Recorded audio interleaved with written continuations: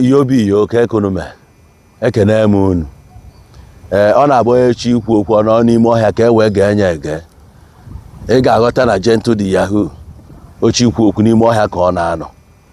nje makeup chi ikwu okwu ọ nọrọ n'ime ọhịa iyetego nya ka anyị sikwa ka m nọrọkwa n'ime ọhịa wee na-agwa unu nke a propaganda niile ebu n'ihe gbasara freedom Biafra o nwere one woman a na-akpọ Lolo Nneka nwaanyị a ọ na-nnọọ ekwu okwu since ya ọ na-ekwu okwu IPOB all the time IPOB nke a sịkwa na ọ sịrọ mgbe ụfọdụ na ya jere jee mee ka ọ jee chọpụta ọpụtakwa ndị amị asị ya ndị amị asịrị ya asarị dọkụba ọsị ya asarị dọkụba asịrị ya ife ọ na-ekwudebe okwu ya bụ Biafra sịkwa na Biafra sịrọ wee sị ka m gwa Lolo Nneka ọkwanụ nwaanyị ka ịbụ na-ege m ntị ife ebe bụ nwaanyị nya nne ka ịbụ ọkụkọ shi ụmụada agba oke ọsọ okwu ya na-ekwu ekwu nwere ndị nwunye amaghị ka isi wee malụ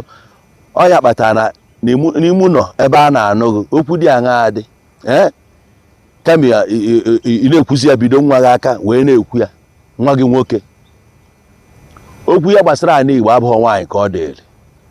ndị ọ dịrị bụ ụmụ nwoke ọnwa nzọgbu enyi ma eso ya pụta ka ọkọ ọkpa kwalụ ndị na-eje ọrụ mara na ebu nne ibu onwe gị mmiri webaga n'ụlọ zuke n'ike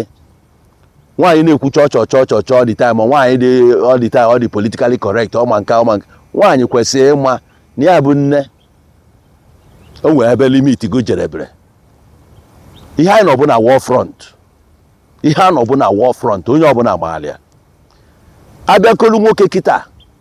tinye n'ime believe that na wufuru kwa much na mama anya ka ọ na-enekodo ezinụlọ abịakolu mama na ezinụlọ agasago onwe ihe papa ga-emenwu onye ka o jide mkpa na anya nwaanyị ga na-adịkarị n'ụlọ ọ bụ ife nsị ka ngwa ọzọ dị ka ibie ebu echekwana nọọ okwu iyi na-ekwu mere na Igbo ji jụọ oyi na Igbo jụrụ oyi bụ na gọọmenti wepụtara anya eri oge eji wee buru Maazị Nnamdi Kanu eburu Nnamdi Kanu since ya ana Igbo agatọkọ ọfụ a ka o bido wee jụba oyi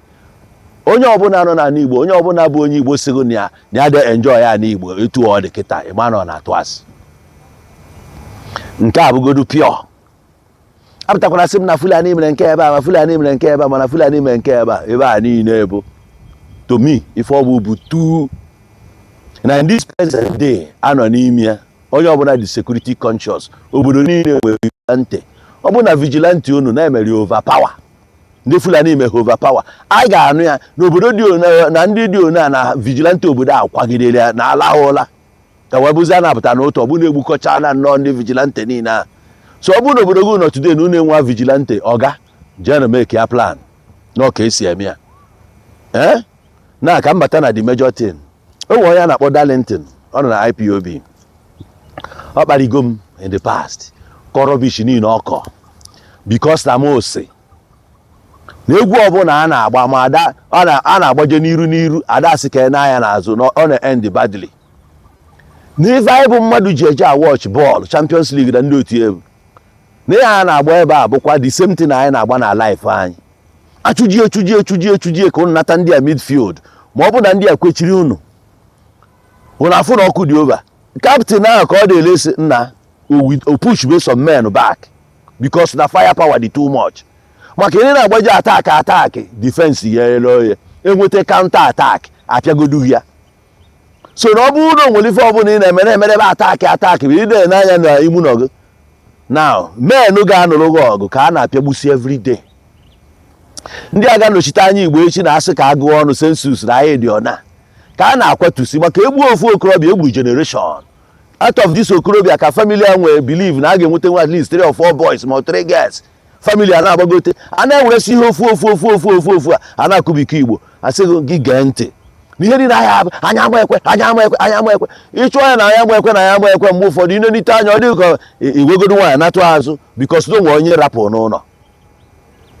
asịghị mba onye bụghị ikwu nwaanyị ga-eji wee kwu like that na nke mekwe ka obi ndị mmadụ na-ajụ oyi o ha na-asịghị nna olebe anya ọkụ elelebe anya ọkụ ebe ihe niile m kwu atag ya m sabo today na watch internet space ka ife na-eme ndị enukpọrọ onwefa ndị DOS ndị enukpọrọ onwefa IPOB na-agbazi onwefa mgba na-achịpụtazi ya dirty linen na mbara onye nke apụta ka ọkọ Ikenga ebugo ụzọ mapụta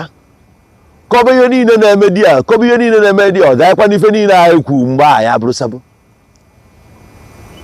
ihe niile a ezipụtazi taa onye akpọ onye ma ndị niile a na-akwụ ụgwọ onye si na ya bụ freedom fighter na-akwụ ya salary a na-atụkọta ego